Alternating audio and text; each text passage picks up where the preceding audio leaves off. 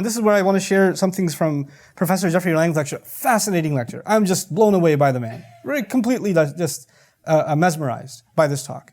He was raised in a difficult home. His mom was a wonderful lady. She was a nurse. She used to do extra hours at the hospital. Everybody loved her. Every time he went to pick her up from the hospital, the patients would sing her praises and say, "Your mother's a saint."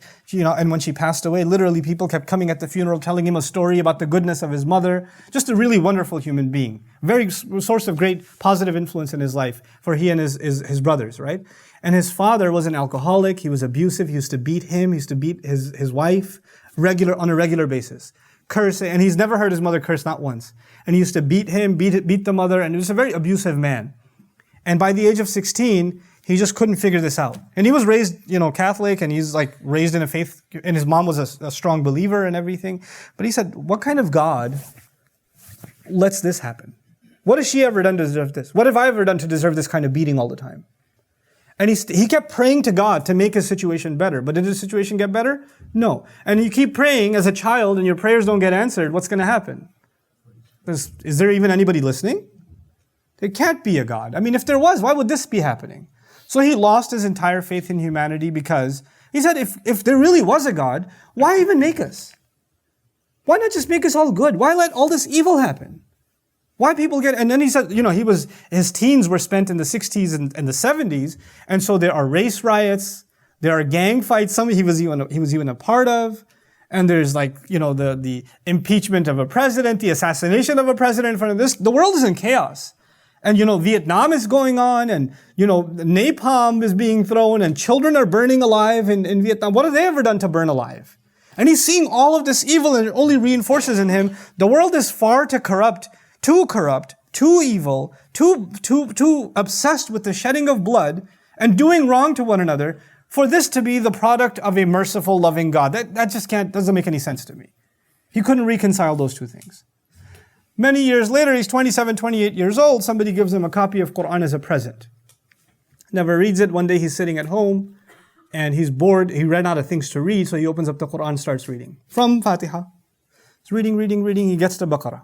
And he's been to Catholic school. He's been to Sunday school. He understands the story the way I told you before.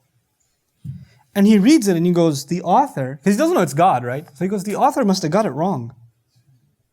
What's he saying? I think the author missed the point. The point was we're sent here as a curse. But he starts off with Khalifa as an emissary, as someone to represent God's will, to do good on the earth. What? This is not a happy story. Why is this a happy story here? I don't get it.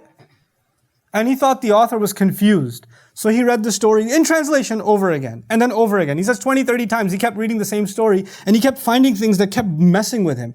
And he says, God says he's going to put this creature on the earth, and the angel said what? What the Quran says. What does the angel say? He's going to cause corruption and spill blood. And Professor Lang says, exactly! That's what I would have said. Why? Because that's what surrounded him, right? So he's looking at this and saying, wow, the angels are onto something in this book. The author is retelling the story. I guess he's got the same issues I do. Because the angels are asking, why did you even do this? Why would you do this? And and they said, نَحْنُ نُسَبِّحُ بِحَمْدِكَ وَنُقَدِّسُ لَكَ. We declare your perfection. Look, why not just make us all angels? Why do you even have to make an earth? Heaven's already there. Just make more angels. If you really want to do something, this is working fine. Why do you have to make this messy creature who's gonna... And then God comes around and says, I know what you don't. إِنِّي أَعْلَمُ مَا لَا تَعْلَمُونَ. I know what you don't know. He's like, what does God know that? I don't know. And he says, as I used to read this over and over, I used to actually start having conversations with the author, still being an atheist. What do you know that I don't know? Please tell me, because all my life I haven't known. I'd like to know. And then the Quran's answer, he taught Adam the names of all things. And then he presented them before the angels. I'm summarizing. We're going to go into depth later on. But I'm giving you the overview now, right? So he taught him the names of all things. And he presented Adam before the angels. And said, أَنْبِئُونِي بِأَسْمَائِهَا. Tell me the names of these things and these people. They said, we can't. We have no knowledge of this. And then he asks Adam, أَنْبَأَهُمْ بِأَسْمَائِهِمْ. He threw the names out without a problem. Apparently, God said, yes, human beings may be capable of corruption, bloodshed, but I'm going to give the human being something that you don't have, angels don't have. I'm going to teach him. Allama Adam. I'm going to teach him. And he's going to learn. And he's going to have knowledge. And this knowledge is going to liberate him. And he's going to be capable of amazing things because of this first thing that Allah is mentioning, which is what? Knowledge, his intellect, his inquiry, his ability to discover on this earth. And even by this point, the professor's like, we're just supposed to believe and not question. And you can't learn if you don't what? If you don't question, if you don't investigate. The human being is awesome because he's a learner? Really? And that's the secret? Allah knows what you don't, you don't know what the angels don't know. And that's part of that secret is His knowledge, the ability for the human being to learn with the pen, to pass knowledge down, to inquire, to investigate. And then he says, as he's reading even more, what he found fascinating was, what did Allah say to Adam alayhi salam? Here, live with your spouse in Jannah. Don't go near tilka shajara. Don't go near this tree. There's no fiery security guard standing next to the tree. There's no mention of the tree of good and evil that you shall. It's just a tree. Just a tree. And our mufassirun are baffled. ما كانت نوعية هذه الشجرة. What kind of tree was it? I wonder if it was pineapple or, if Allah wanted you to know, what would He have done? He would have told you. All He wanted to tell you is it's a tree. Good enough. Doesn't seem like a huge deal. Just look, it's a prohibition. It's a test, that's all. I just don't want you to go near this tree. That's it. Don't overthink it. And if you do, you'll be among those who do wrong. فَتَكُونَ مِنَ الظَّالِمِينَ. And there's not, you're going to be the ones who do wrong if you do so.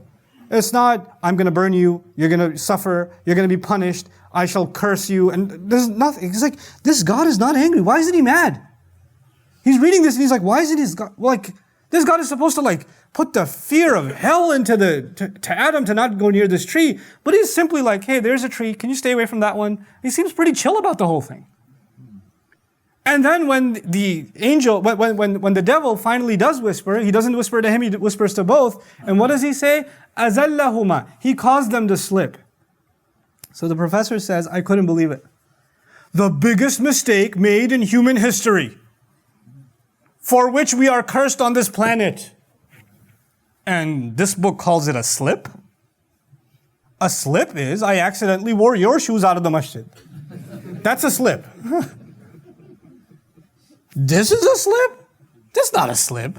This must be a bad translation. So he says, it's so cute. He says, I found my Arabian friends.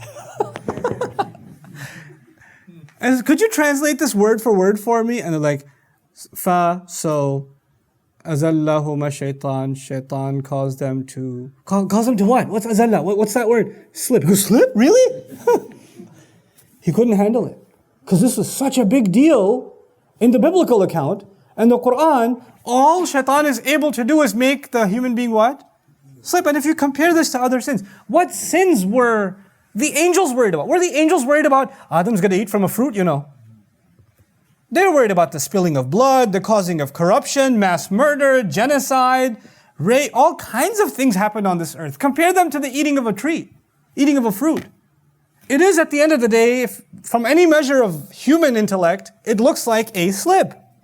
It's a slip.